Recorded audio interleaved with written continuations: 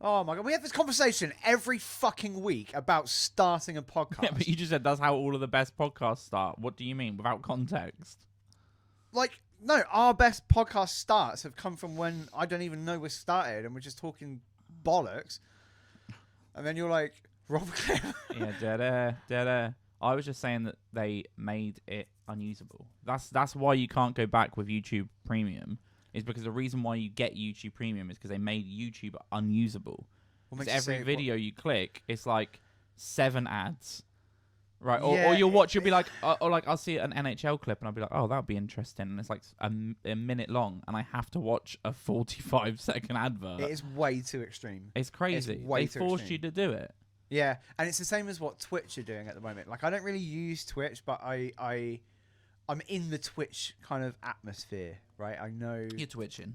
Yeah. I'm like what Twitch like viewers will call a YouTube frog. I hate Twitch so much. I absolutely hate Twitch. Yeah. I'm a YouTube frog, but I know that there was an issue a while back about people getting absolutely like over the moon angry at Twitch because they started like you'd click on someone's stream and then there'd be like 8 adverts. 8 adverts before you can start watching them live. But then it's like there's an advert like every half an hour or something. But even worse than that, unlike YouTube, at least with YouTube, the algorithm is a lot better, or their system, because if you open a video on YouTube and you watch it, or even watch the beginning of it, like the first 30 seconds, right? And then you're like, actually, this isn't the right video. I want last week's episode. Same. Click on that. No. With YouTube, you don't get an advert for that second. Yeah, it remembers. It remembers that you've logged in and that you've just watched an ad, so it won't serve you another ad. Whereas Twitch, that will just you can go from one streamer to another, and you're watching 7 adverts before you're watching this, like the thing, and it's getting out of hand. Is that why I would say now that we won't ever place adverts? We won't ever. I don't think we'll monetize the YouTube channel here. Well, I don't think we can monetize our channel anyway, just because of the type of content that we. Well, we're in the confines, and also we have everyone's permission. So when we do have copyright, safe. But what I'm saying is, I hate it, and I think if people are watching this on YouTube, I would prefer them just to be able to watch the whole podcast. Podcasts are the worst as well because it's like they put them in every like 4 minutes. Oh my god, Spotify! Like if you're watching a Joe Rogan podcast or something on Spotify. It's even worse because it's like it's Joe Rogan's adverts. Here's the thing: we've spoken about hating Spotify before, right? I can't stand Spotify. Yeah, but nobody doesn't have Spotify apart from you. So I know. This is why I don't understand, though. We've had comments before where people being like, "Spotify's great. I don't get it." People don't get it because they don't know what the free user experience is. Yeah. The free user experience is unbearable. You want to listen to an album? It's shuffling it. It's putting random songs in. You can't skip them, or you get like 3 skips. I think I remember. Here's the thing, right? People have often told me you just need to get a Spotify account. You need to pay for Spotify, right? And then it'll be amazing. Why the hell would I pay for Spotify when my user experience at the moment as a free user is abominable? It's so bad. You can't. I want to listen to this song. You can't. You can't listen to that song. Here instead, we're gonna shove these other songs down your throat. And then maybe in 7 songs you might get the song you want. Yeah. What is that? I might as well listen to a goddamn radio. But that's why we're saying, if you're a free user here, which every user is a free user here, you won't get ads on this podcast because we're for the people. We are Indiana Show Podcast. Subscribe, bitch.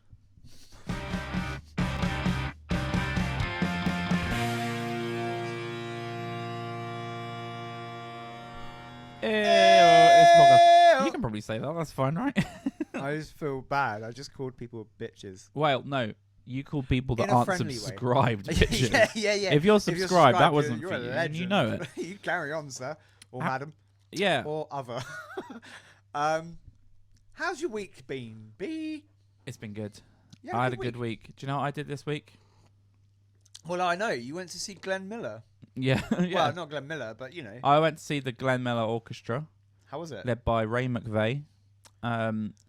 It was. I mean, I imagine it was incredible. It was just magical. It was so great. And here's a few things that I'll come back to. Part 2, I guess, of the phone saga is. Oh no! Yeah, and Glenn Miller. This is what I'm saying. It's out of control. This is what I'm saying. It's out No. of control. So what happened was there was. Do you know what? There was a different level of respect. Now, obviously, if you don't know who Glenn Miller is, Glenn Miller was a composer and a big band leader in the 40s, like in the 30s and 40s.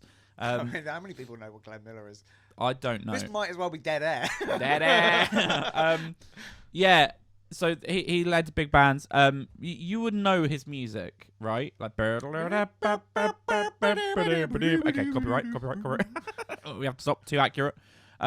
So I went to see Glenn Miller orchestra. So it's like they keep the music alive. It was phenomenal. I've now got other Glenn Miller songs in my Oh yeah, and there's loads. And, yeah. and I took Becky. So I bought the tickets as a present for Becky's granddad. I was going to take him. His leg isn't great. He's not very mobile at the moment. So he called and he's like, unfortunately, I can't go, but please More do landline. go. If you missed the joke was it's more landline because I said he's not very mobile at the moment. So that's good stuff, isn't it? That's good. You good? You feel all right about that? Carry on. Would you, in hindsight, say that joke? I wish I could take it back. It's hard to gauge what laughs you're getting. Yeah, well, it was fun. I imagine it was a fun not a lot of moment. laughs. It's just made me laugh. People Continue. are listening to this like this. What's a landline? Just stomach. They're not doing anything. For audio listeners, I did nothing. Crack on. They know because they wouldn't have heard anything. I took Becky instead, and she was like, yeah, I guess I'll come. She was like really surprised by how many songs she knew. Like she knew most of the songs. It was just so much fun. But obviously, with someone from the 40s, almost every single person there is over the age of 87. So you're just every single person is old. Yeah. What I found was really interesting because it's not an Arctic Monkeys gig. People aren't dancing around, so it's a different atmosphere. Before every song, it was a guy called Ray McVeigh who's been leading big bands for centuries now. Well, no, that's hundreds of years, isn't it? Decades now. Yeah.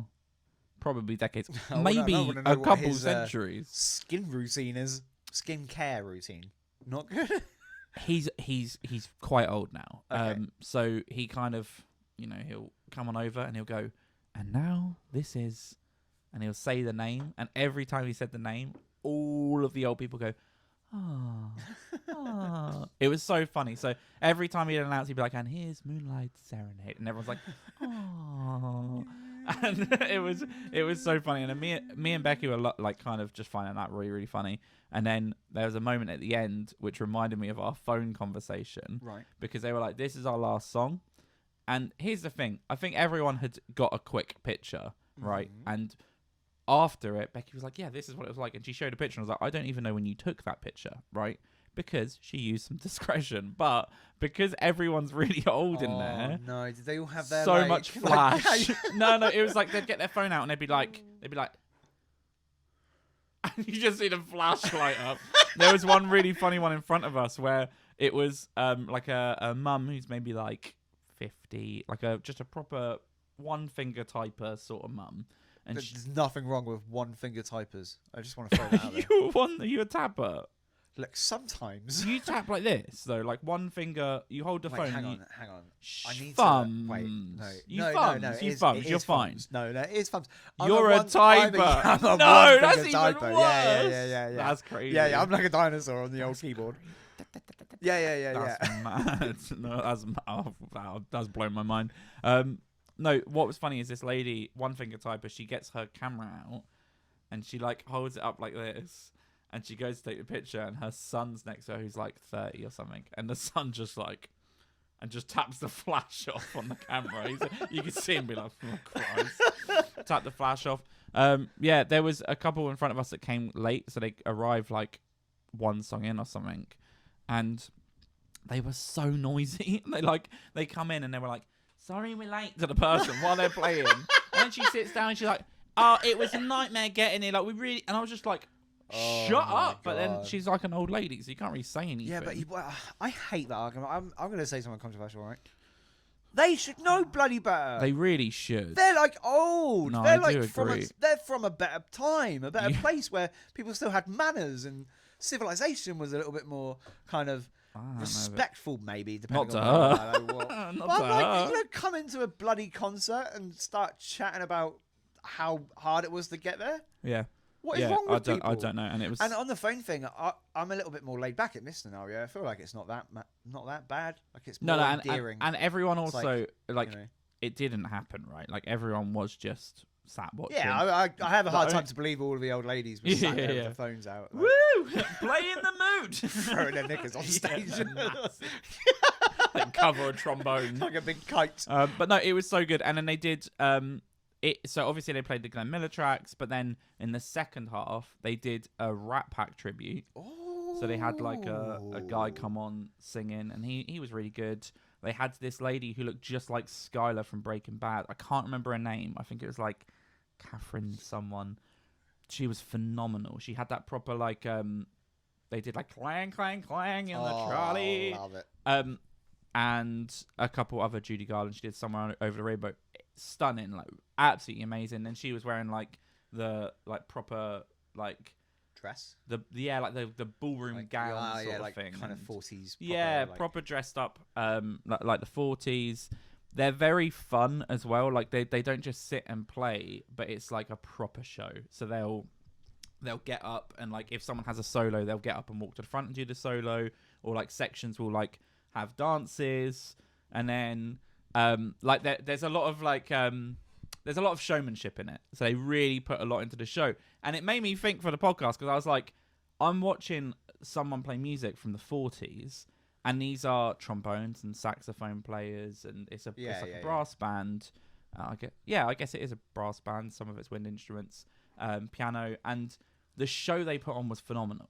Like absolutely brilliant. They were getting crowd participation from people who are like have hearing aids and Zimmer frames, which like I can't do at a gig. yeah. It was so good. Like there was Pennsylvania 6 5000. Obviously, lovely. We're is talking a lot of stuff. It's that a lot of Glenn people Miller don't track, know. but in the beat of each like motif, the band will go Pennsylvania 6 5000. So they were playing it, and they were like, "This is Pennsylvania 6 5000." And then they were playing it, and it got to the first one, and the whole band went Pennsylvania, and they stopped, and no one did it, and then the whole band just like got up grumpily and got off the stage, and all evacuated, and like Ray McVeigh was there, like, "What did you guys do? Like, what happened?" It was so much fun. It was.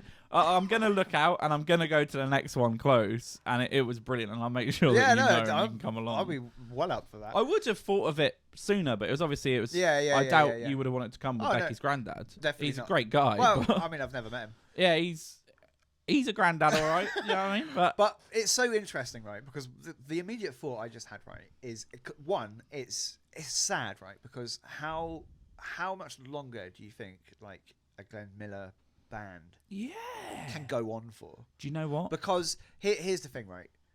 Me and you, we're like an anomaly. Yeah.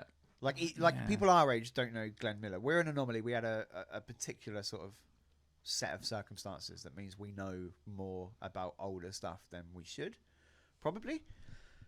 So we're an anomaly. What age and like how long does it go before there's no one? Here's a point though.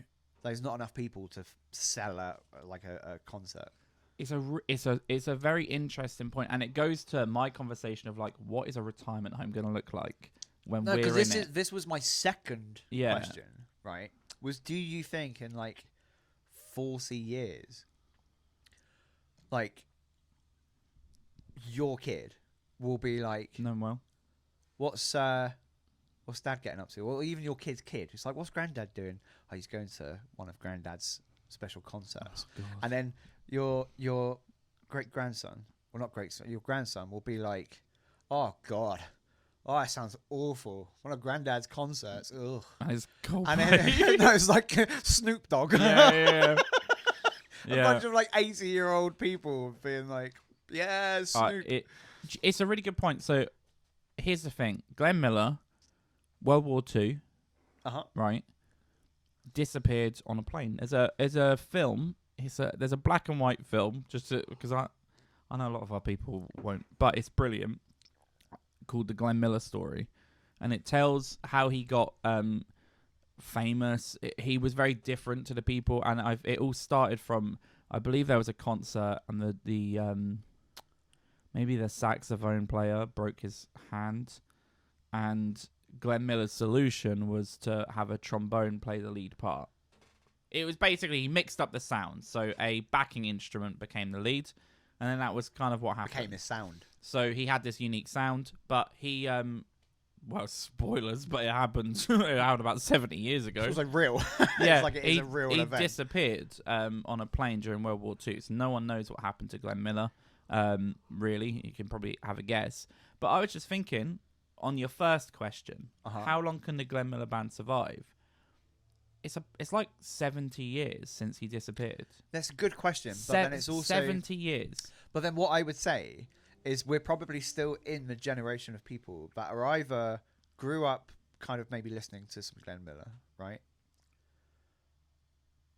Like, or it was passed down by their like second generation Glenn Miller fans is what I'll say. Do you know what I mean? Like the kids that were growing up in like the 50s, 60s might have been introduced to Glenn Miller by their parents listening to Glenn Miller. So are we at like essentially like the last generation of people that could possibly have grown up listening to Glenn Miller? I don't no. Here's why. Again though, 70 years. Yeah. So from him dying, if you were born the day he died, you're like 73 now. Yeah, so realistically, that's what I'm saying. But so when people were there, the like people that were listening to Glenn 90, Miller, right? They would have grown up listening to Glenn some Miller. of them would have grown up, but a lot of them would have passed away already. Yes. So I guess what my point would be with Glenn Miller is, are we talking people still listen to Mozart and Beethoven?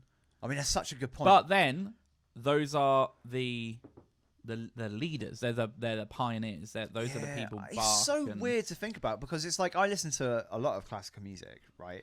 Classical music is probably my second genre on my iPhone, to be honest, because I listen to a lot of classical music when I'm working and stuff because it's like it's good music to just sort of like listen to but not sort of pay too much attention to, if that makes sense. But then not a lot of people I know listen to classical music. No, but then this is my point. So I think there'll always be a market for it. There'll always be people like us that grew up with higher exposure to a different generation of media. Yeah. That's us. So our sense of humor is warped because we grew up watching On the Buses and Faulty Towers and all of these shows. I mean, Faulty Towers is a bit different. Yeah, but On the Buses, Ain't Half Hot Mum, all of these shows that are really obscure. They're the shows that I'll meet someone who's maybe like 10 years older than me, and they'll know the shows and then be really surprised that I do. Oh, yeah. The amount of times like constantly at work, I'll be like, oh, you're like the bloody conductor from On the Buses. Yeah. And they're like, huh? You're like, well, that's crazy. But I guess so the point is, and this is a really, really interesting question. So is Glenn Miller, is he close enough to that pioneering legacy of a Mozart and Beethoven that he will kind of always be about? I mean, and the Glenn Miller, for context, we went to a theatre in Woking that probably holds 1,500 people. It was sold out, basically. It was full, but it's, you know, that's kind of like a medium-sized concert. It's not Beyonce at Wembley or whatever. But, you know, I did the numbers in my head and I'm like, they're making bank from this for sure. And also, I think they're like the PlayStation 5, right? They're not playing 300 shows a year. They're playing like 12. So once a year, all of the retirement homes are like, well, you can go down to Woking and watch Glenn Miller, and it must be a highlight for them. Yeah, maybe. So I think they keep the demand right. But yeah, I mean, I can foresee them. I don't think there'll be a point where Glenn Miller stops doing that show. Well, I mean, Glenn Miller did stop doing that show. But I don't think there'll be a point where they'll stop that concert. It's been going for so long. You look at the members of the band now. I saw this concert with Dad on the Isle of Wight. So they came to the Isle of Wight and played, and I knew it was the same person. I can remember the conductor.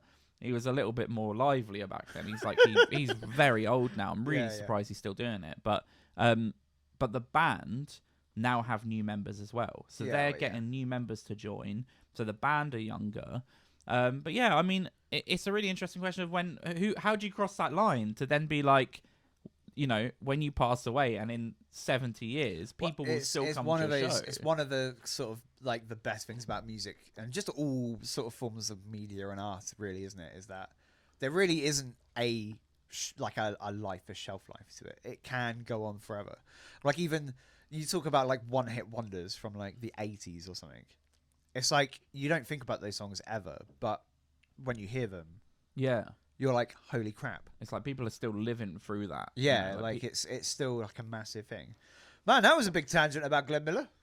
Yeah, well, it was interesting. It brought up a lot of things that I wanted to speak about that I then Really? we couldn't fully dive into because it was like I don't want to just get into a massive discussion here. But it was brilliant though. If I mean, I don't know if I can recommend it to that many people to watch this show because I doubt there's many. But if you're in the Woking area or if you're somewhere in England, look out because it was really enjoyable. Hey, there's like 700 people watching this show at the moment. It is. We're at an all-time high. And that means that almost none of you are subscribed.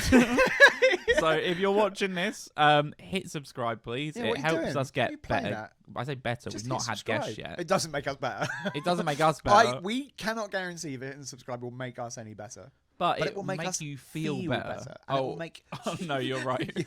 They won't feel any different either. We all feel good. Here's what happens. Their button goes from red to grey. How about this? How about this? But we feel good. It hits us in our little spot. How about makes this? Us all fluffy. If your name is Sam, hit subscribe. Oh no, what if there's no Sams? I'm just saying, what if there's 20 Sams? Yeah, but what are you saying if your name's not Sam? Don't hit If your subscribe? name's not Sam, you make a decision here. You make a call. Right, you're on your own. You don't have guidance. But I'm aware there's lots of people that are indecisive, right? We see it. It's a new generation of people that there's too many options and they don't know how to pick something. If I ask Becky, what do you want for dinner tonight? That is a 35-minute conversation that ultimately I'm going to pick what we're having for dinner. However, that's the thing though, isn't it? Because I'm quite decisive as well, right? But so if I'm trying to make a decision, right, I can't do it. Yeah. I don't know what way do I go? What do I do, right? But if you hand me the thing, I'll take the thing and I'll be happy with the thing. And this is what I'm saying. So what I'm saying is don't think about it. Just press the button. Everybody. Well, because I was wondering if you were listening to a podcast, right, Ben? Yeah. Ben. If from they tell me Indiana to press Show, the button, I'm like, I am not pressing the button. What if they were like, any Bens out there?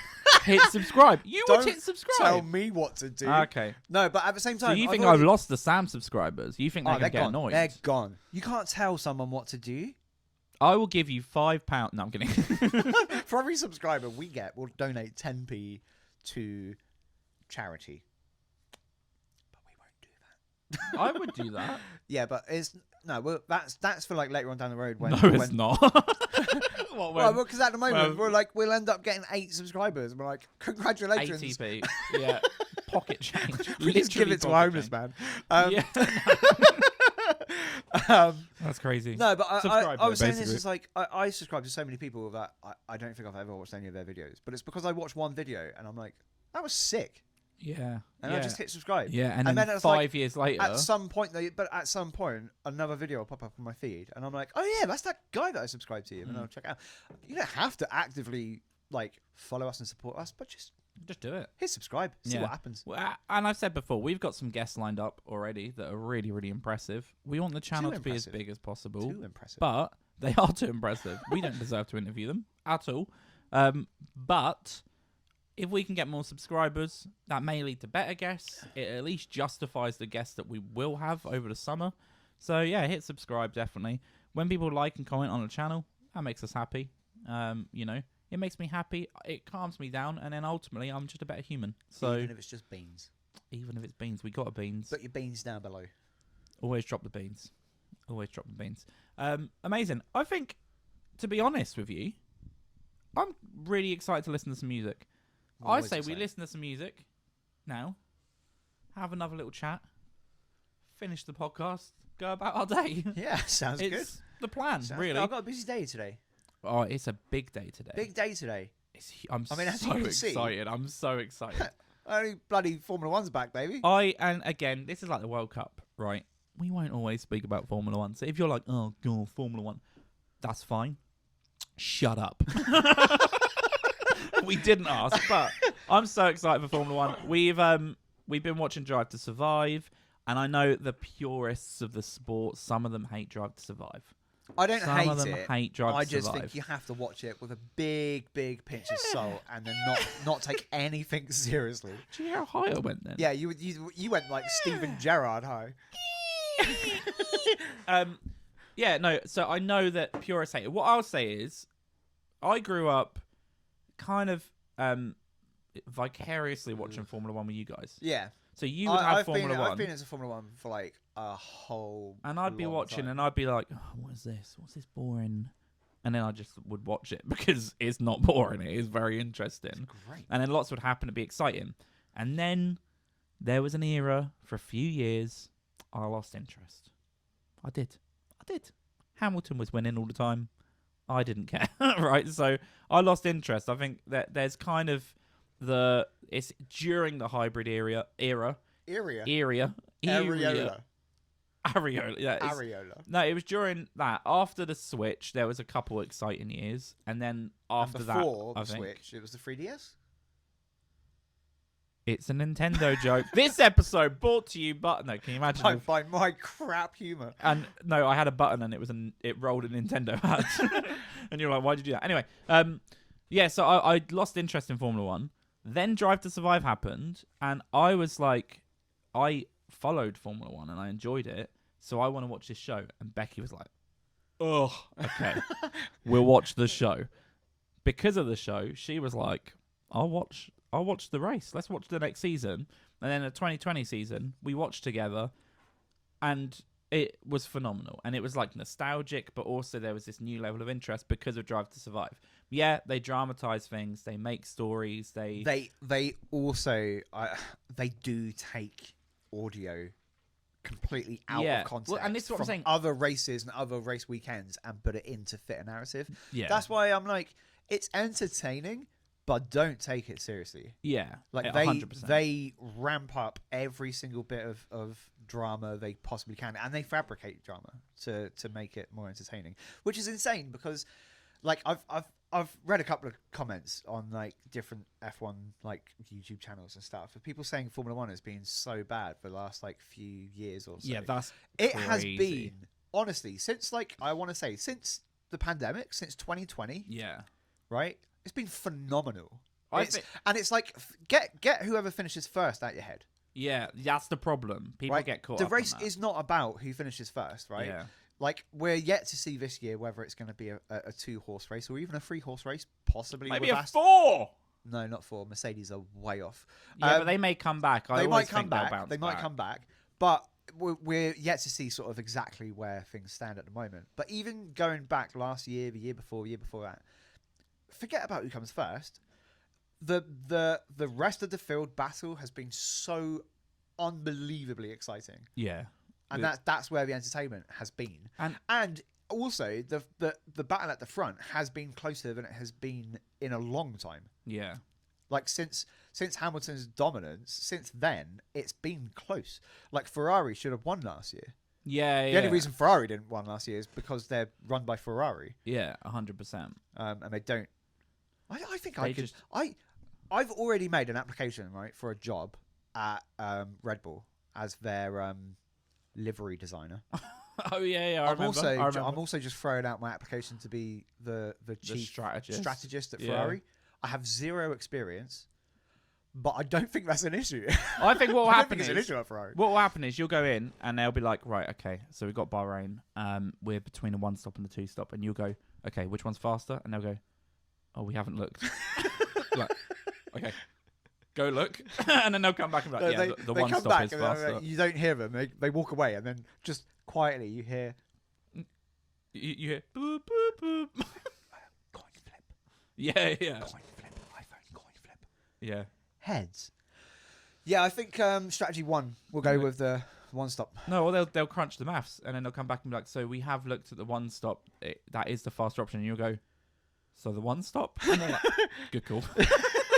It's great. No, so yeah, they lost a lot themselves, and I was talking to Becky about this that it was it Jeddah last year, right at the start of the season. Max Verstappen and Leclerc battling it out was phenomenal. Like every single lap, they were overtaking it. And I know there was DRS and they were being there was strategies about who they were holding for. But that's what we want. That was great. God. But then my other point was, as you say, take away Max Verstappen, they ended up very dominant towards the end of the year. And they were winning. Again, though, that they should have been. Ferrari should have been. It should have been a two-horse race until the very end. Yeah. But Ferrari threw so many points 100%. With DNFs, with bad strategy calls, with calling people into the pits when they shouldn't. But also, when you're looking at like Alpine and Haas and all of these teams, they were having the most insane battles for 8th and 9th and 7th. And that's what we need. Throughout the whole field, cars are fighting. People are saying like, oh, this car's the worst. And I'm like, how could you possibly get to that conclusion? Because I've never, ever watched races that have this many overtakes, this many challenges. So, yeah, it's in a great place. I think I remember speaking to you after, like, during the 2020 season where we had watched Drive to Survive and Becky was in and we were watching every single weekend, just being like, this is insane. And I think you agreed it was, like, the best year ever to get into Formula One. So Drive to Survive drummed up all of its marketing interest, and then the product that F1 delivered has just meant that Formula One is the biggest it's ever been. Oh yeah, and it's like, and I've been a fan of Formula One for years and years. But I will admit that there was a period of time where watching F1, I can understand why people weren't getting into it. Yeah, because there were lots of tracks that every week you'd go to, and it was a bit of a procession, not a lot of overtaking. I get it, but yeah, dude, since like, I want to say maybe 2019, but definitely 2020. Since then, it's been incredible. It's been incredible. 100%. 100%. Like, if you're curious about it, check out Drive to Survive. Yeah, it's a great gateway entry. drug. It's a great entry. It's like cannabis, you know, before you go on to... this episode brought to you by... there was this is a very random tangent, but it's just been in the news that when you drive to survive. No, when you drive to my house, do you know the long road that you go on? Yeah. When you go into the town that I live in, there's like a closed pub on the left. Do you know where it's where a Domino's and a skate park is? Yeah. Closed pub, massive cannabis factory. Oh my god, really? Yeah, I think they just shut it down. That was random. Anyway, yeah, so I guess the summary is Formula One is exciting. We are excited. Oh, and going back, it's a big day today because it's just sport galore for me today, dude. Oh, Charlton at 3. Charlton at 3. Quali at 3. Quali at 3. I'm going to have split screen situation going on. Oh, yeah, of course. Yeah, but then I probably will as well. Rangers versus Boston tonight at 6. At 6 o'clock. Yeah, we're going to get smoked, but maybe this might. Wait, so what Charlton are you wearing? Because you're wearing the McLaren cap, the Rangers... Have you got your Charlton skidders on? No, I got a Charlton butt plug. Ah, okay. Yeah. Yeah, up the addicts.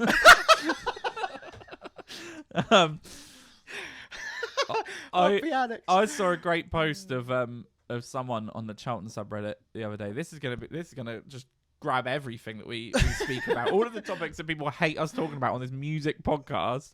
But they were saying that they have just got into football. And they've picked Charlton because on FIFA, their manager career has gone to Charlton, which all of the comments were the same thing. That is a bad idea. Nobody chooses to be a Charlton fan. I love it, though. It's a plague. I love it because when someone's like, yeah, I'm getting into soccer, I'm going to call it football now, I support Man United. You're like, shut up. Like, do you know what I mean? Like, you're just backing the fastest horse that you see. Yeah. I don't know enough about Premier League football, but we say that I did grow up as a Man United fan. For someone to go, until I was like 22. Yeah. But then also a Charlton fan, like probably mainly Charlton because we were going. Yeah. But for someone to be like, yeah, I'm gonna get into this sport. You know, my FIFA has gone to Charlton.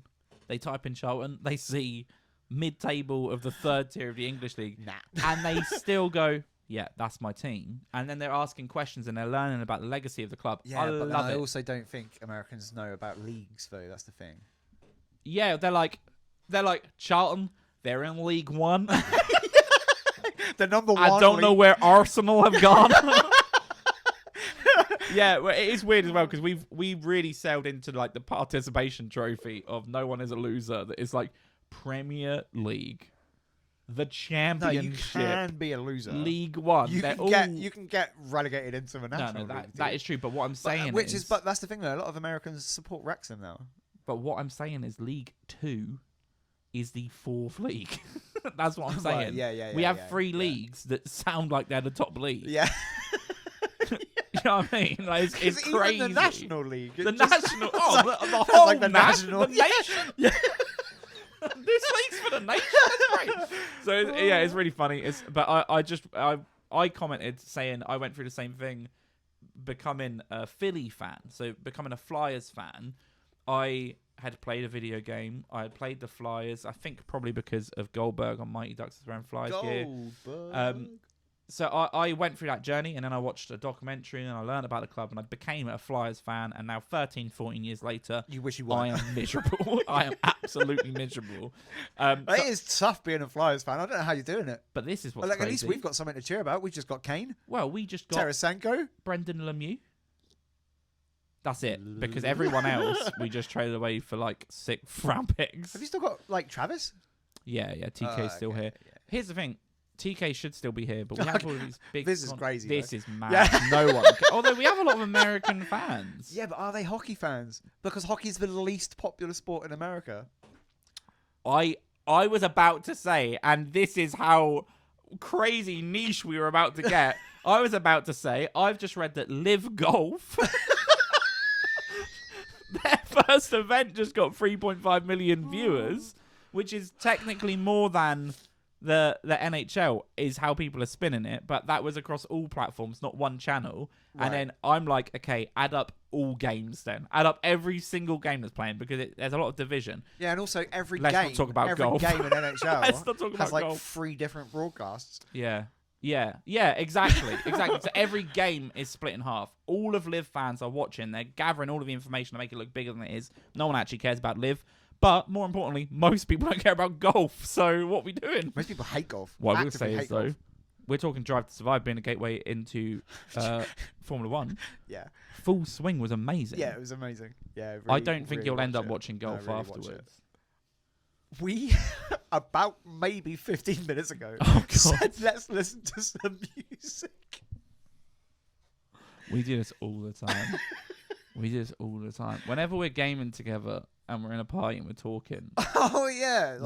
I will say it is me. I don't know if this is a neurodeficiency. It's you, but then I'm also like ADHD. Yeah. Like I'll just go wherever I'm told. What will happen is I'll be like, "Did you see the news about Charlton?" And then 20 minutes pass, like, and we've spoken about loads, and I'll be like, "Oh yeah, the news about Charlton." And every time you crack up, because you're like, "That was so long ago." That's what's happening with this podcast, which is mental. But let's listen to some music. Yeah, let's listen to some music. I'm very excited for this week. We've got the standard. We've got 2 chronologicals.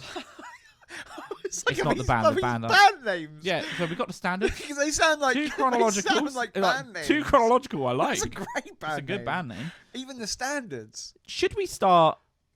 And this is an open question for the room. Judging band names. Oh well, I think we do judge band names if there's a reason to judge. If they're like unsearchable. Oh, you're about to have a little milkshake. Is what's? Oh, wait. I was going to ask you though. This is salted caramel and that's chocolate. What one do you want? Salted caramel. Okay. Wait. Oh. Yeah. Thanks for opening it. Okay, right. Dead. Okay, so we're going to listen. Our first band we're going to listen to is a little band I like to call Pullstring. They're from Minneapolis. Wait, are they? Minneapolis, which is in Minnesota. It is in Minnesota. Good job. I really try to do like Minnesota. My best Fargo accent. Is that Minnesota? I think it's Minnesota. I don't know. Wells Fargo. So Pullstring from Minnesota. What do you think? Sorry, what was the name?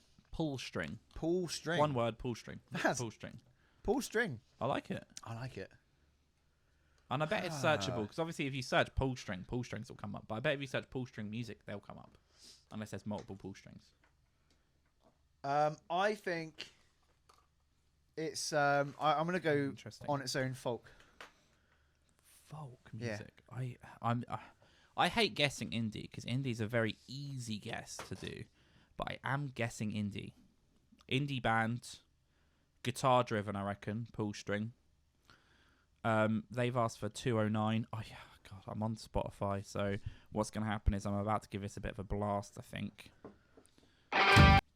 Oh. Okay, 209. This is Pullstring.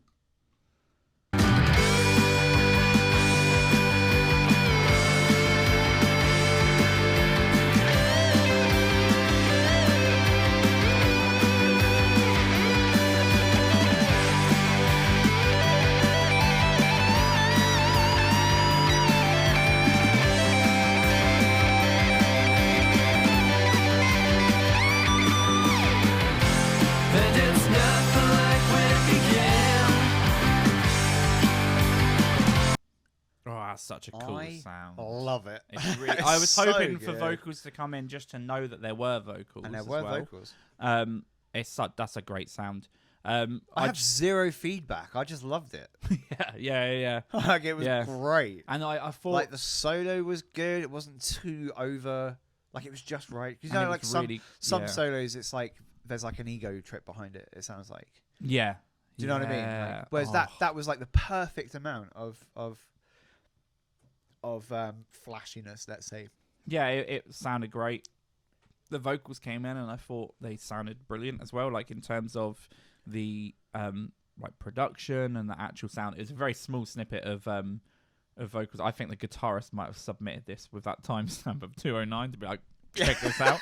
So even though you're talking about flashiness, maybe there was a bit, but then maybe keep an eye on him. He's like maybe looking for like another band. He's like, this is what I've got. Oh, it's his ad. Yeah. That was his demo reel. If you want a new guitarist, email Daniel at but yeah, I was trying to think what it kind of reminds me of, and it's like I was hard. So it was kind of like maybe a bit of Leonard Skinner, but then Leonard also, Skinner is great shout because I was thinking Oasis. Not even the solo though as well, like not the solo specifically, but just the rest feel of the band. it. Yeah, just had a bit of Leonard Skinner, and then the vocals were a bit Oasis-y. Yeah, when vocals came in, I was like, okay, maybe it's Oasis, but then looking at the rest of the sound, Leonard Skinner's a spot on because the instruments felt quicker than Oasis. It says there's tempo, there's and a bit more cheerful. I always think Leonard Skinner is kind of a bit more sort of like upbeat.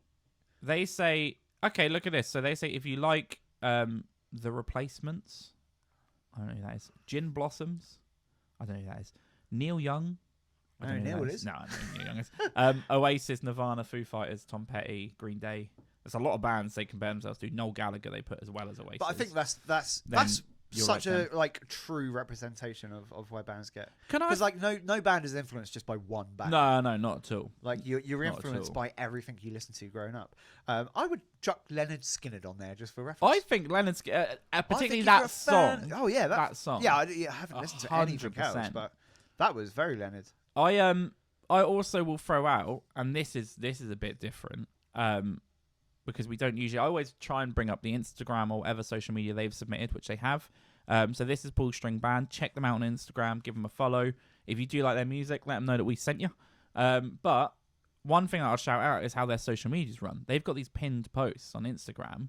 The first one is a if you like, and I think it's got a bit of audio, where they list all of these bands, Beatles they put as well, and then Pullstring. So the first thing you find when you go onto their Instagram is like, if you're a fan of this sound, check us out. That's really cool. And then they've got some other, a couple like TikToks that they're posting, an album promo. It's just really good. It's a really clean Instagram. It's a really good social media.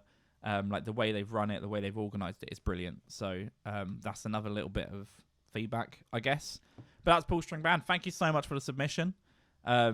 Yeah, it's a really, really cool sound. I find this as well that I've really started listening. When we created the Spotify playlist, I would listen to the Spotify playlist like on a drive. I'd chuck it on. It'd be fine. I'm really starting to listen to the bands that we're putting on now.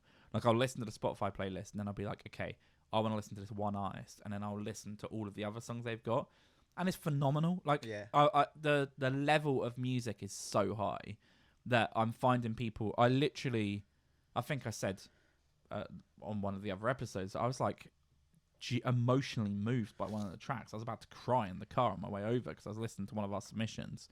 But yeah, this is immediately That's going straight in my basket. That's a banger. It's going on the playlist, which is linked below. So if you do want to listen to all of the bands that are submitted to us, then definitely check that out. The next band we're going to listen to is Unbridgeable Gaps from... It begins with an M. This isn't a guessing game. It's not coming up. Milan, Italy. Milan, Italy. What do you think Unbridgeable Gaps are going to sound like? Unbridgeable Gaps. Maybe it's just like there's no music. It's just silence. It's unbridgeable, mate. It's unbridgeable. Yeah. Yeah, or and nothing between verses and choruses. Are they talking like literal, right? Unbridgeable. Or are they talking like music? That's what I'm saying. There's no bridges. There's no bridges. Yeah. Like verse, chorus, verse, chorus, verse, chorus, end. It's like a regular pop song. And then the guitarist is like, I've got this progression that we could put in between it. Hey! No bridges! No, just gaps. Every verse, and then there's 2 seconds, and then there's a chorus. This is stupid stuff. So Unbridgeable Gaps from Milan, Italy. You got a genre? I have no idea. I'm gonna go heavy rock. Because I think Europeans love rock and metal, and I think Europeans love a lot of different stuff. They're wild.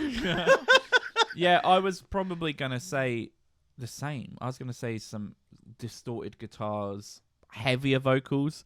I don't think screamo. No. I think melodic vocals. I think screamo isn't melodic, is it? I don't think it is by design. So let's check out Unbridgeable Gaps. Bump your head. We're listening to the first 30 seconds. Album art. Could be. What did I literally talk about? B, at the start of this episode? At the beginning of this. Oh my god, YouTube Premium. Dead air. I'm silently watching an advert. Oh my god. For a product. I know.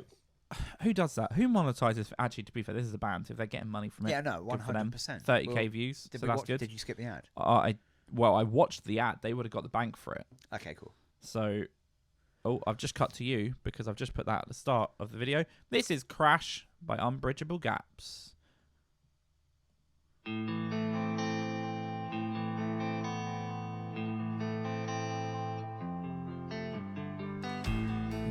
To me to stand still, so now just guitar and move. You have no chains, no even nails. You have no chains, no even nails. Tell me why you stay standing still. Open the door, and let it out. A re-fucking hold it down.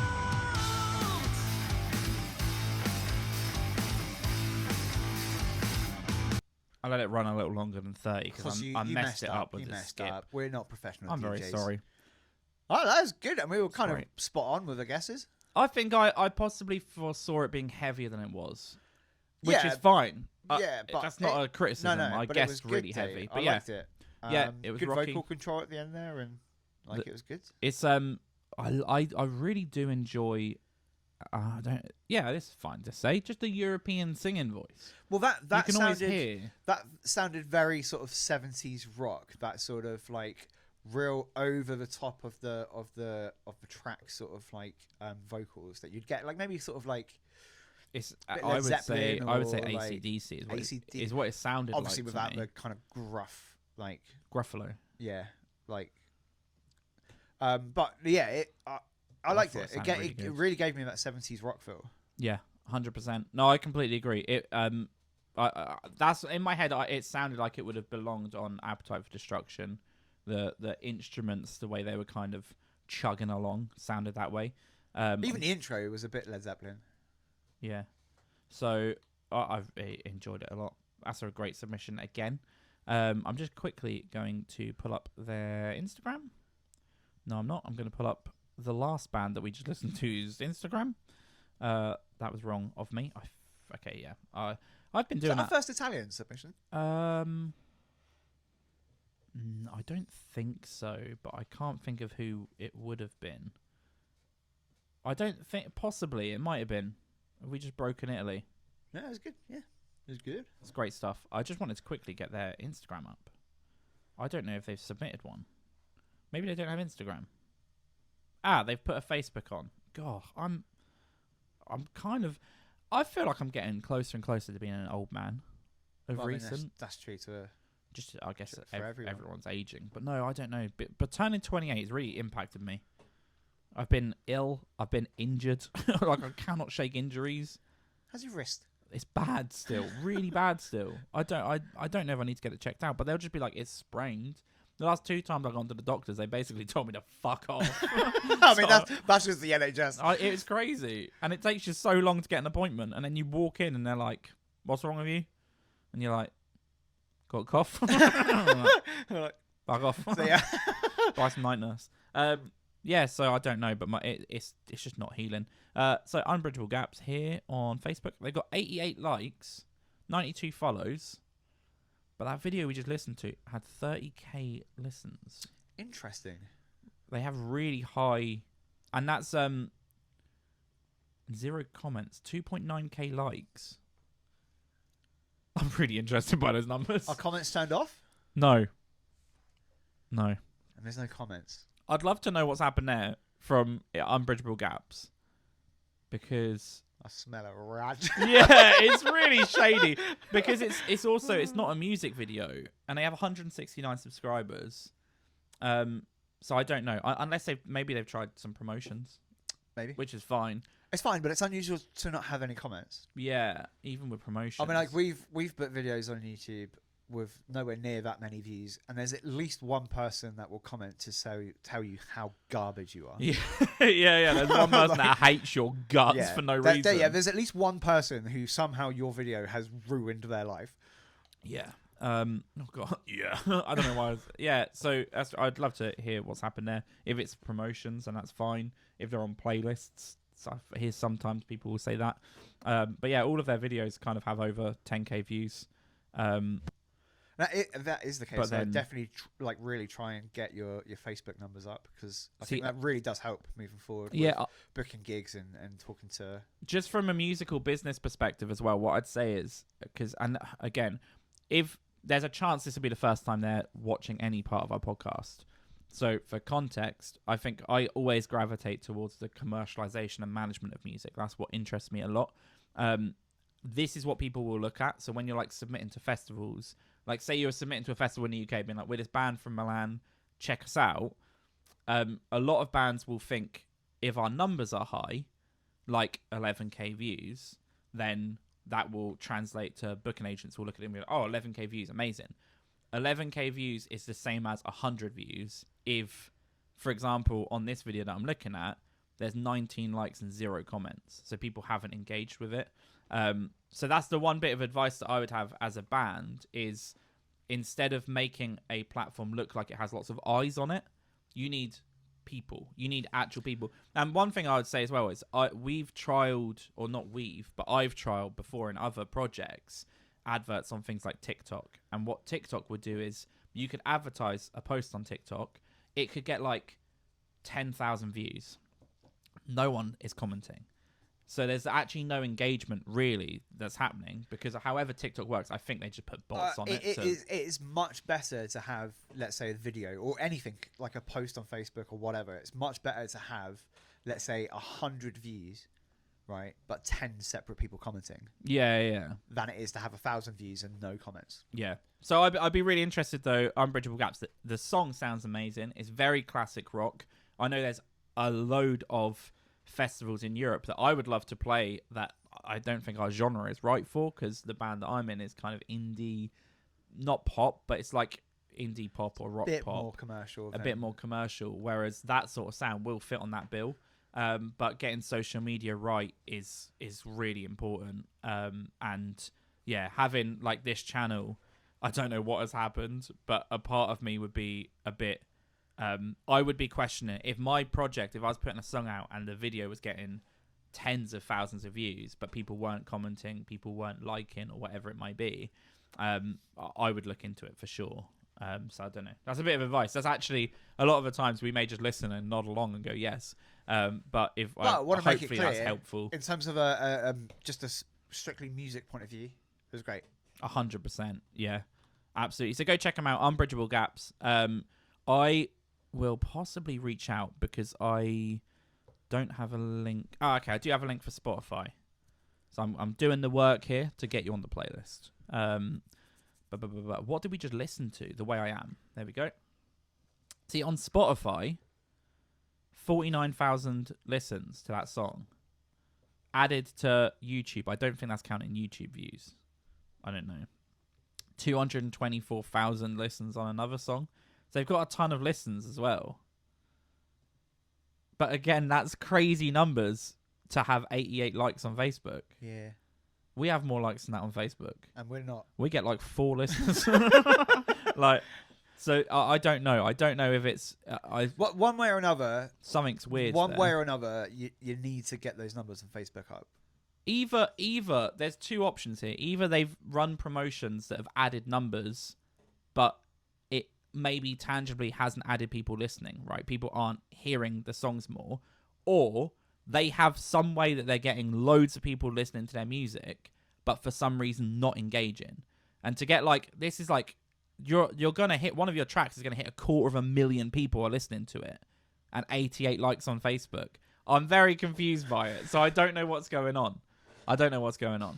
But what my point is as well, and the reason why I'm giving this feedback is that a booking agent for a festival will do this.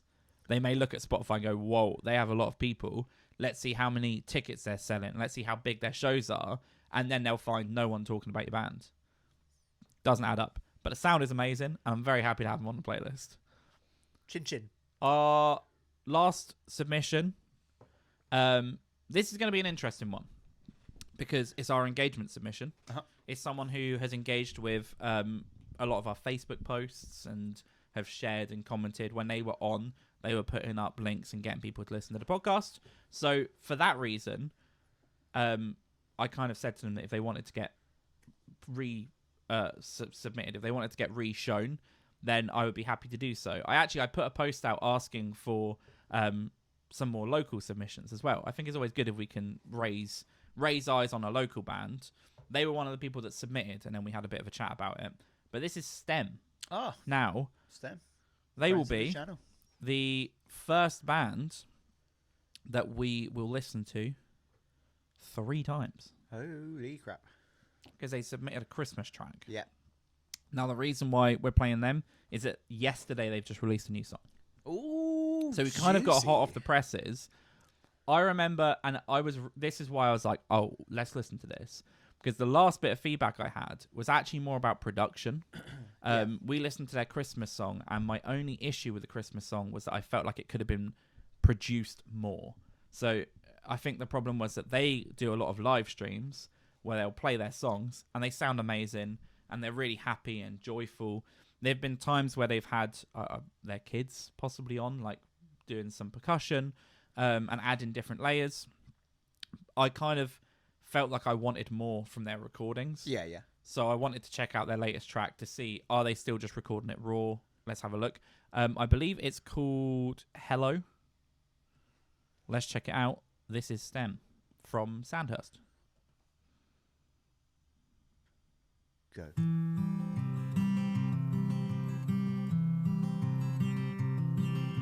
Hello, how you been?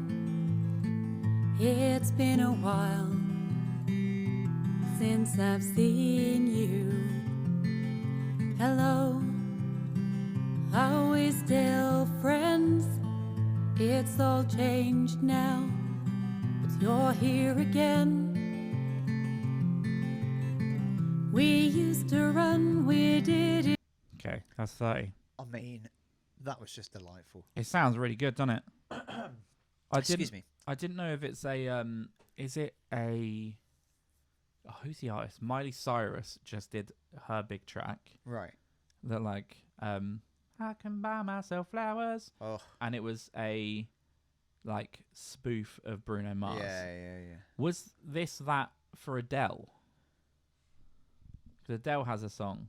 Well, yeah. It's like What are hello. you getting at? It sounded like it was not mimicking that, but it sounded like it was almost like a response to that. I don't know. I don't know, maybe. Hello, I'll have to listen how you to it been? Again. Hello, it's me. I was wondering if after all Oh, maybe. Cheers, you'd like some cheese? Oh, yeah. But it sounded I guess- amazing. Yeah, that was great. Phenomenal. It's I love it's her vocals. still- yeah, the vocals are really just good. great. It's the folky singer sound is really good. The one thing I'll say is, and I don't know if also just a shout out, and this is a bit of a throwback to the last band. So STEM have let's have a look here. 19 monthly listeners, right? Got their tracks out. Jump on their Facebook, and then they do a lot of lives. So I think maybe once or twice a week they go live. I will jump onto them every now and again, have them on in the background when me and Max are playing golf in the lounge or whatever we're doing. But the live has like 15 likes, 11 comments, 4 shares. They're engaging with people. All of the posts have people that are like replying and having a conversation. When they're on their lives, they have people coming on. So like already, and then 581 likes, 675 followers. They're building a presence, so people are listening, and it's a conversation. And I think that's the big difference. It's like you can have lots and lots and lots of views, but what you want is to be building a community. You want to be building a group of people that every time you release a song, they're gonna listen to it, and not just listen to it. They're gonna comment. They're gonna like respond to your posts on Facebook and stuff like that. That's what it's all about. It's building a community of people that like your band. 100%.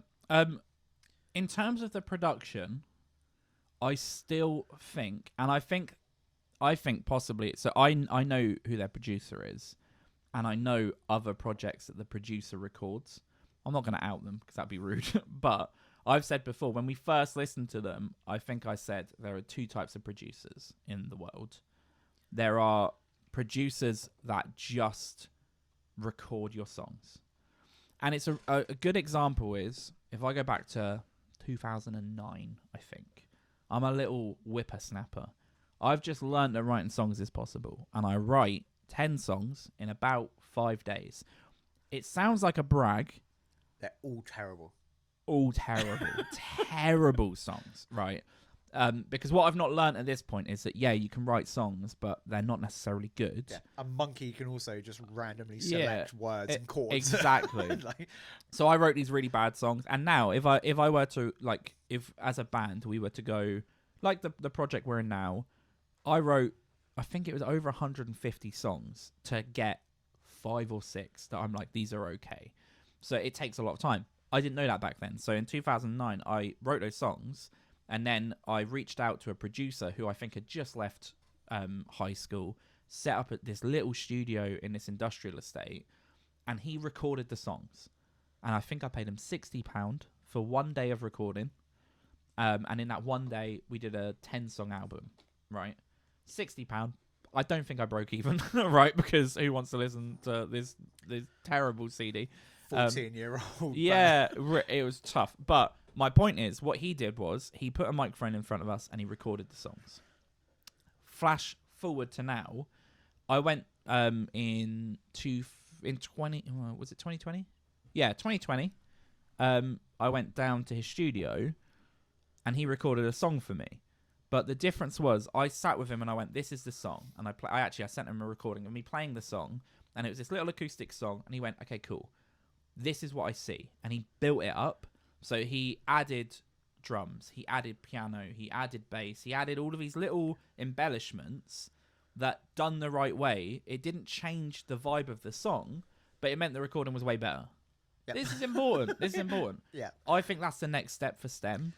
When you say that though, I disagree. I think like that song we've just listened to doesn't need to be like more produced. Like that's a song that I felt like it just worked pretty well with just the guitar and the vocals. It's fair, and that song sounded great. And I feel like maybe like if we were Maybe listening to the entire song, right? Maybe there might be a bit at the back or somewhere where I'm like, okay, cool, yeah, maybe we could produce this out a bit more, but. Like I'll put in like a drumming track. No, but and when I'm saying drums though, and when I'm saying drums, we've had this conversation about our band before. I keep saying that, but sometimes a track doesn't need drums. 100%. And that's why we've got a phenomenal drummer. He's the best drummer. Who sometimes will literally he'll go, yeah, I don't need to drum on this song. We did it with one of our songs on our EP we sent, and we were like, can you put something on this? We want it to be complete. And he was like, yeah, absolutely. And he had it for a couple of weeks. Then he came back and was like, I can't put anything on this. Like, it's absolutely fine. Keep it as it is. This is my point now. A producer knows what to do. So a good producer, and Arash is a bit of a producer as well, but they'll know what to do. So it's not like, I'm not saying like, sugar da da da da, but right. It's not Phil a full, Collins. it's not a Phil. Yeah, exactly. It's not some crazy drum kit. But what I'm saying is that, and it's in context that I've listened to all of their music. So this is my problem. I'm also not just looking at I'm one judging track. just on this song. But we've also And I heard their disagree with Christmas you. I song, disagree and we've with you. heard another submission. Yeah. Which I think was the Game of Life. Yeah, and then I've listened to the rest of the songs. They're all just recording guitar that's vocals. fair. So I'm just saying. I will allow your opinion because it's an opinion. Oh God, he's And coming at me. You have to allow opinion as well. You don't I have love to. and I love In 2023. STEM as well. You don't have to. This is the thing. We're arguing because we both like them. Oh right? yeah, a lot. But I feel like for that particular song, I disagree. I feel like that's fine. But also, so I'll throw back to Sophie Janet, Uh-huh. right? Phenomenal artist. Phenomenal. Phenomenal artist from the Netherlands who we've had submit before. I'll throw back to their music. Very similar to this. And I would check it out, actually. And there'll be a good example that their recordings add stuff, but it's small stuff that just make it feel like a complete thing. Uh-huh. Instead of like almost sounding like a demo, like you would send it and be like, this is what we want to do. And what I mean is that it may be harmonies. It may be it may be like a tambourine or something, or strings or a little violin, whatever it might be. These little layers make it feel complete. Ben Howard, Passenger, they're all bands that, and I know what you're going to say, but think of. I want to say, because I'm going Let to Her throw it out Go. there right now. Passenger, right, is so overproduced, it's unreal. No, that's but that's the an example biggest of track- the other side. the That's biggest- other side of the The argument. biggest right there. track, Let It Go, Let Her Go. Let Her Go. Let Her Go has stuff on it. It is Yeah. embellished. It has those Yeah, little no. But what I'm touches. saying though is when you listen, like I've listened to that album, right? I wasn't a big fan of it. No, right? that's fair. I then saw Passenger at the Isle of Wight Festival, and it was just bare bones. It was him and a guitar. Yeah. Right. It was Good stuff. phenomenal. It was phenomenal. I could not believe how good.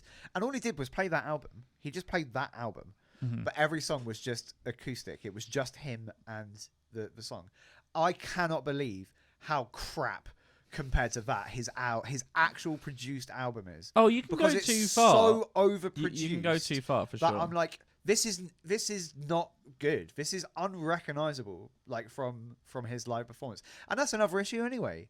Yeah. You don't want your live performance to be so far away from the album.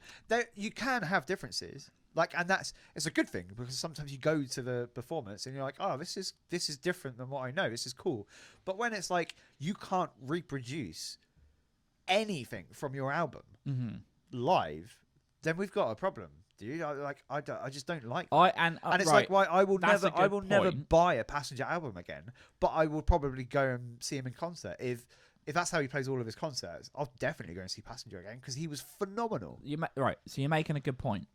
Steve and Emma from STEM, look at the conversation that you're provoking here. It's great. This is what you want. They're giving us content. And again, I'm such a fan. Like, there's such a place in my heart for STEM. Every time they go live, I go on and it just makes me happy. And it kind of reminds me of like my partner sings a bit, but she doesn't sing to anyone, right? She doesn't sing at gigs or she doesn't sing in front of people. But when I play a guitar and she sings with me, it makes me happy. That's the sort of vibe you guys give me. And I do agree with what you're saying. You can go too far. And I don't think that they need to sound like Arctic Monkeys, right? That would be ridiculous. But I'm saying that acoustic artists... light drums, somewhere that comes in. Even when I say drums, like, for example, the song I was on about that I took to the studio is called Our Memories, right? That has a drum kit being used, but it's not like it's not hi-hat, snare. It's not like a drum beat. It's like a rhythm that's added on top. I do agree that they go on their lives and they sound brilliant. I think that for them to, like, you know, not even get radio play, but for them What have you just done? I accidentally Is that pressed the Bob button. Ross? Bob Ross's. God damn. Sorry. That's worse than the intro. Is playing your Bob Ross I was statue. Not playing even with on him. mic either. He I wasn't didn't even mean mic'd to. up. I was playing with him. But my point is, I think I would love to see it. Ingrid Michaelson, I say a few times, she's a brilliant acoustic singer. She plays her shows and it'll be her on a ukulele. Maybe she'll have a guitarist with her, but it is stripped back, but there's more to it. And I think it would also liberate you because you'll be able to write different songs. You'll be able to have different sounds. And again, for context, the producer they use, I don't know him personally, but I know the acts that he produces, right, are a few people I know personally, and their songs end up the same as well. Their songs are guitar, vocals, record it, it's out. There's not the other thing a producer should do, which is raise your music up. Yeah, and add if it needs adding. I think that's what I would love to see a stem track come out, and it has like a little like a little snare, like like real brushes slow, on a snare, yeah, like or real slow, or Damien quite Rice, subtle, as you say. subtle, Like, yeah.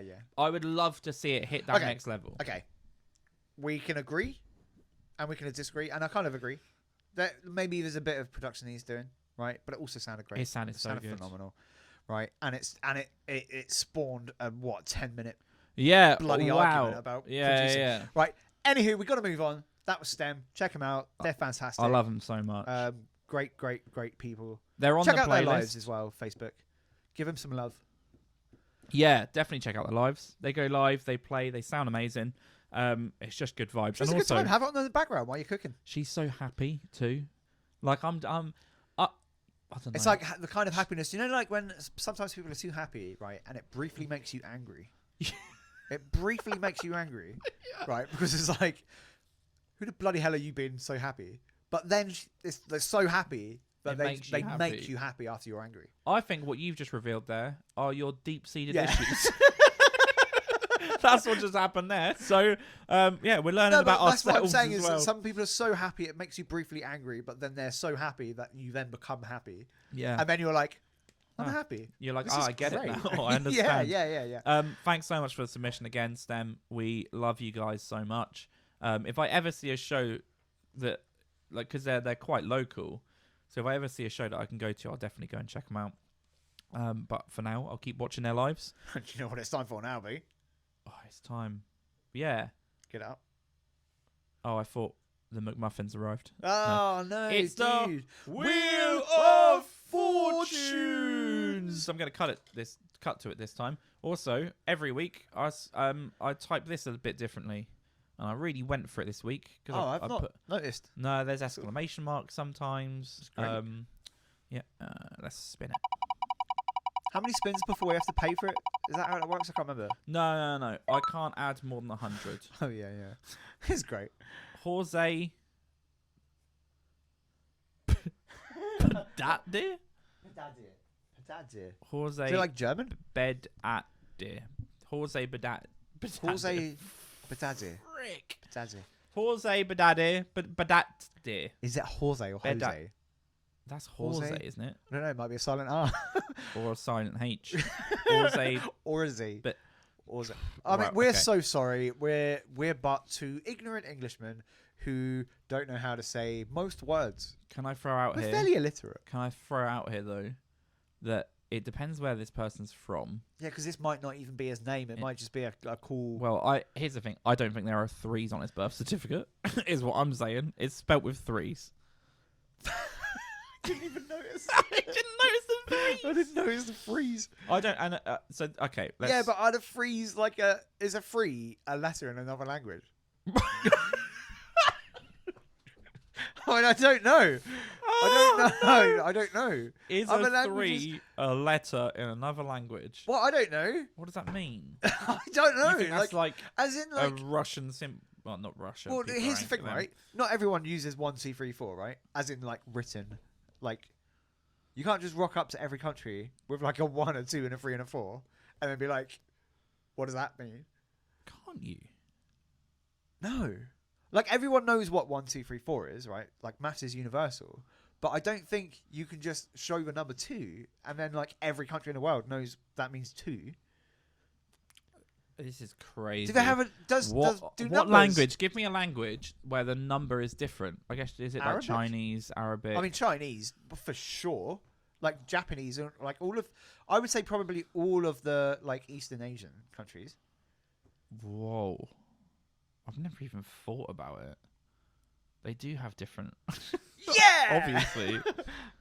Yeah, because that would look so odd. Well, yeah, think about it. I guess so. My issue is that all of the countries I go to are either English speaking. Oh yeah, I've never ever or been out of my comfort languages zone. or languages derived from Germanic, so Yeah, they yeah. have numbers too. Yeah. They just have the not the normal, the normal for me. I mean, because technically normal numbers is probably like Chinese numbers, right, really. What was the first numbers?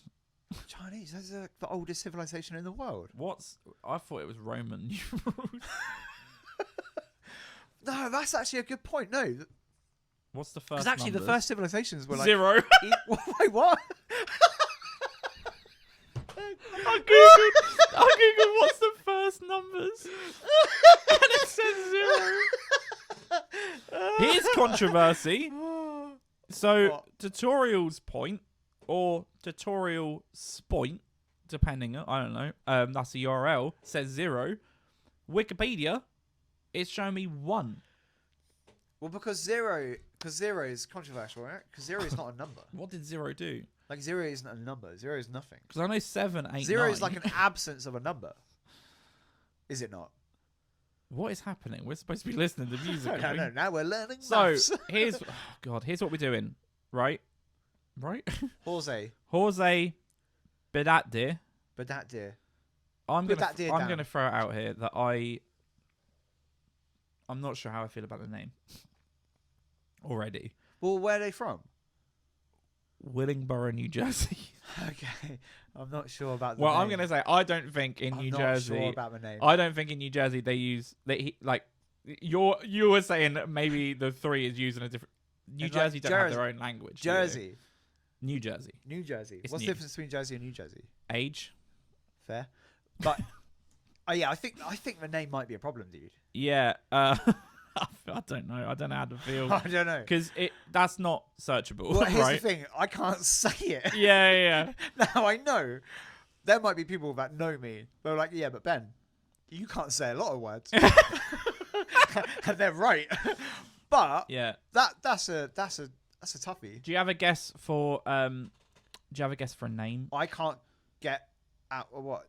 Horzay B3datd33r. B3datd33r. Horzay Horzay B3datd33r. B3datd33r. B3datd33r. Pet that deer. B3datd33r. Don't bet a deer. Horzay. I don't know. Did you have a guess for genre? I can't move away We're from stuck. Jose Gonzalez. Oh. I No, feel like- that's ridiculous. What? That's just like it's like an illiterate person has read this name and Yeah. gone, that says Jose Gonzalez. yeah. That's crazy. I don't. Yeah, but no. What I meant though is I don't know. Horzay Horzay B3datd33r. B3datd33r. I have no idea.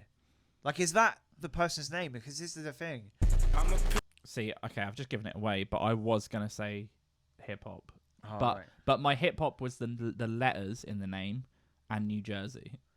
New 'Cause I think Jersey. New Jersey's a very like I don't know. Metropolitan. Is that the right word? Yes. Urban. Is that the right word? Urban just means city, doesn't it? In the city pressure. This is from Horzay B3datd33r. Instagram handle _legendary_horsehead. I love it. You go onto it and it's Timothy Simon. There's some branding issues. There's some branding issues. There's some branding issues. We're not sending one clear message. I don't even know how to say your name. So Well, and that's almost like a golden rule as well. Is that you need to have your branding needs to be the consistent. same. It needs Yeah, to be yeah, consistent across consistent. all platforms. So people can go, this is the artist that I like. I want to go and follow them on every social media platform. There's only one name that they need. That one name will get them access to your channel, your page, whatever, on anything. And when you have a different sort of name on all of those platforms, you're making it harder than it needs to be for people to follow you. Yeah, I agree completely. Or say your name. welcome to the stage. Here's the thing, like we've already spoken about this. Names are bad until they're not. Yeah. Do you know what I mean? Like it might be that you just never had a problem with it. Can I Horzay throw out? the- Can I throw out that if a label listened, and I know this isn't the objective for a lot of artists, but if a label listened and were like, right, we love this sound, they would probably. we're change gonna the name. sign it, they would not let you have the name Yeah. because they'd be like, okay, we need something Horzay maybe if that's not taken. Well, it's like B3, I don't know. when you look at like all of the and because it's spoiled it, like, so this is probably like a bit of like probably R&B, like hip hop rap sort of type music, right? Mm-hmm. And it's like when you look at the biggest artists out there, when you think about their names, what are they? They're short, snappy names. Agreed. They're like, Again, we're going deep on all of our artists. We're not even listening. So let's check out Toxic by Horzay B3datd33r. B3datd33r. Pimp with this 30 got a lamb. Baby a nigga for my shorty, she a champ. Four down, that's how a nigga coming from the sun up to the sun down. I've been getting to this money. Toxic, toxic, toxic. Shit getting toxic, toxic, toxic, yeah. Toxic, toxic, toxic. Shit getting toxic, toxic, toxic, yeah. 2 shots to his head, you know he dead. Smoking gas, counting bread. Fuck the ops, I'm dumping lead. Just need a bad bitch to come play Alice in my pants again. Send me your. Cool.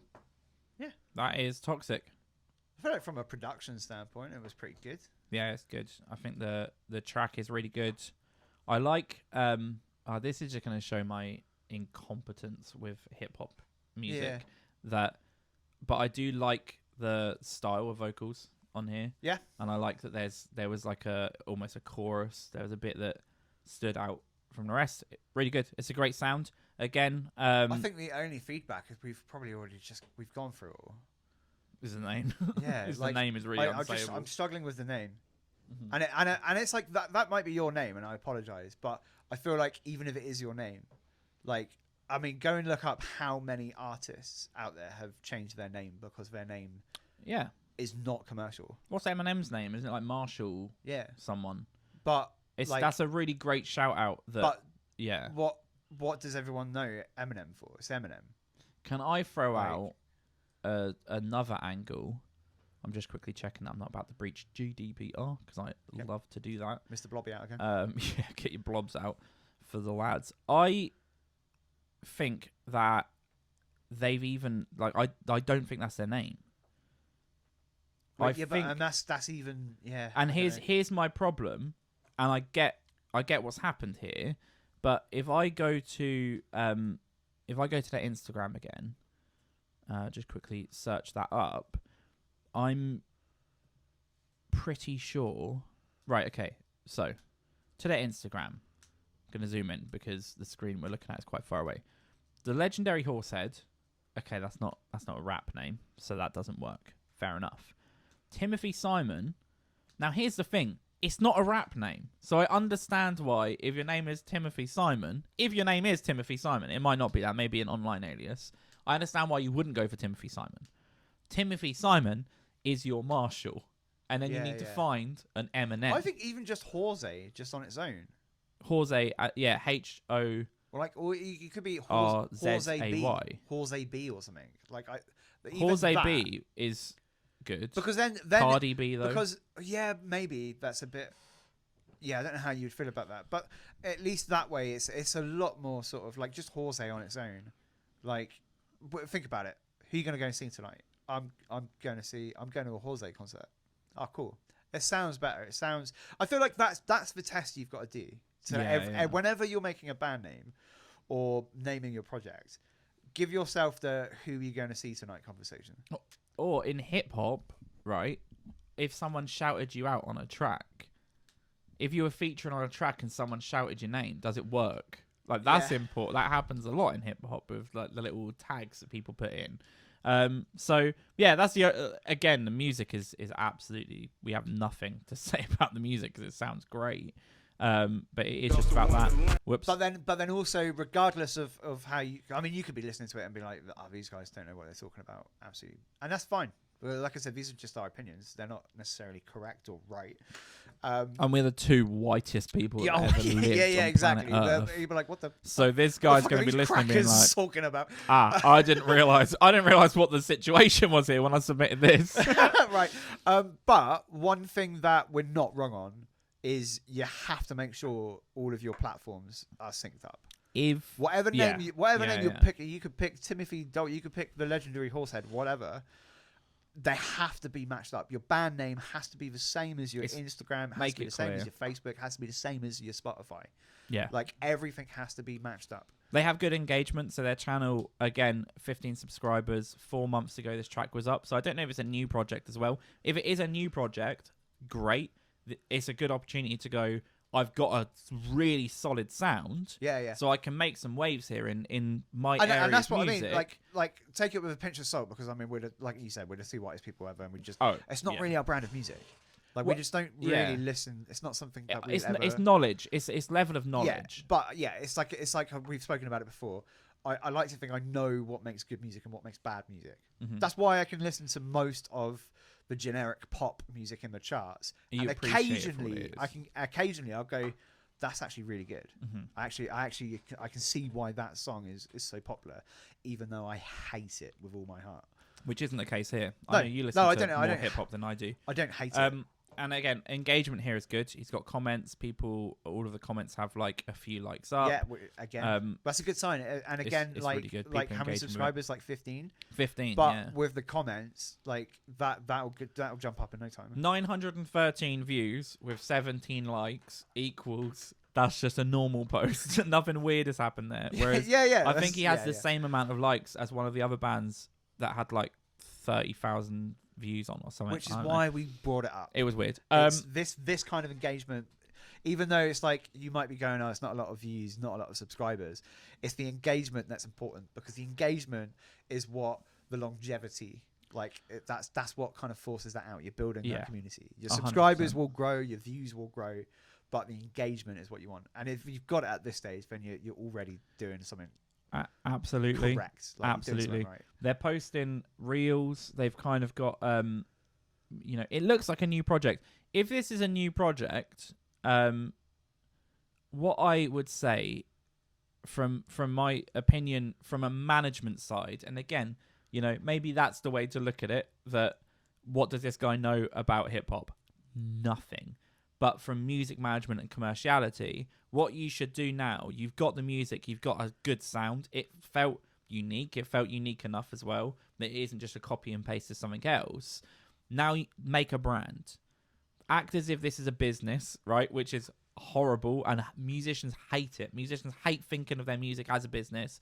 But if it was a business, you would be going to market and you'd be going, okay, someone's going to listen to this track. They should hear a name. That name should stick in their head. They should be able to Google it straight away. They'll be able to find all of my pages. They'll go onto my pages. The logos will be the same. And your name, then you can make a name that does look good as a logo, as something that can stamp onto album art. And I think that's the next step for this project. And really make it something commercial. I would love to see that happen. You may listen and go, I'm not interested in pursuing that, so you don't actually care if the name's sayable, and that may be the other case. We don't know what people's motives are when we listen to their music as well. I will say that. Yeah, like it's potentially not everybody is trying to get their music out there in front of as many people as possible. But at the same time, I would encourage you to do that. Why wouldn't you want to do that? Yeah, something may pick up, something may jump up, and then you get to have loads of people listen to your track. So yeah, I think I would love to see that. But if you're listening to this and you're like, that's not really what I'm trying to do, then let us know. If you kind of are like, okay, yeah, cool, how do I go about this? Then just drop a comment. But yeah, I definitely really think that's the step now to take this to the next level. I liked the I don't know if it was album art, but I liked some of the art that was on there. Yeah, the graphics are cool. This is really popular, isn't it? Is the kind of like the anime. Well, was there like the purples and blues and popping out? It just reminds me of kind of like retro 80s, 90s like art. Which is a good vibe for, I don't know. I was going to say, my gut would tell me that they're younger than we are. But I don't know that to be true. Absolutely clueless. But I like it. I like how there seems to be a bit of a theme going on. Yeah. Yeah, exactly. And that's like the branding is there. If you go onto their Instagram page, it's all consistent, but it's just like consistent to what? Yeah. So get maybe name, but that's it. Here's the thing: if you're submitting music onto a podcast and the only feedback we can give is name, then you're in a great place, right? Like that's a good place to be. Awesome. We went into so much depth with these bands, and that's a great sign. I didn't see a Spotify link. Right. So Horzay, Timothy, legendary Horsehead, user 179842. If you're on Spotify, can you drop me a link so I can add it to the playlist? That'd be cool. We'll reach out. Will we? Is that what you said? You'll reach out. I'm reaching out. I do nothing. This was me reaching out. I was going, send me a Spotify link if you have one. If you don't, that's fine. If you don't, maybe sort out the name first before it goes on Spotify. Because then it becomes more complicated. Did you have anything else, B? No, This is an episode. I haven't mentioned Bob Marley. I've popped in there, and I thought I would just quickly talk about. I love like acts and performances, bands like Bob Marley. Hold on, and what I mean by that is I feel like Bob Marley. Right, I'm not really into reggae music. Yeah. Bob Marley transcends that. Yeah. And I love artists and bands and groups that do that. They drag people that have no interest in that genre whatsoever, and they just pull them by the scruff of their neck and be like, "No, you're gonna love this." Yeah. And I feel like Bob Marley is like that's the example. I don't know anyone that doesn't like Bob Marley. Do you know what I mean? But I don't know a lot of people that listen to reggae music. And I think there'll be people that don't listen to reggae music and therefore are like, no, I don't care for Bob Marley. But if you were in a car with them and you were like, let me just chuck this on, and Three Little Buffalo Birds Soldier came on, comes Buffalo on. Soldier, yeah. And this album in particular, you've put up Legend. I put it on very frequently. Oh, this is one of my go-to, right? On a sunny day, I've got like a half-hour drive to do. I'll just pop this on. I'll be blasting it out. This is and kitchen music. having an absolute whale of a time. This is I'm cooking dinner music. A whale of a time. Whalers of the time. He's phenomenal. His legacy is great. There's obviously a lot of stories about him getting shot and turning up to a concert, and as you say, I think Bob Marley is transcending is the right term, but it's for a good reason as well. It was unique. It was all so positive. But it also made me think though, like what other bands can you think of or artists that do the same thing, that just drag people into a genre of music that they have no interest in? Or to your point, what artists could you name that almost no one would dislike them? There's always someone, like even if you go to legends like Beatles, there are people that don't like the Beatles. Yeah. Queen, there are people that don't like Queen. I don't understand that though. Maybe Queen is my answer there.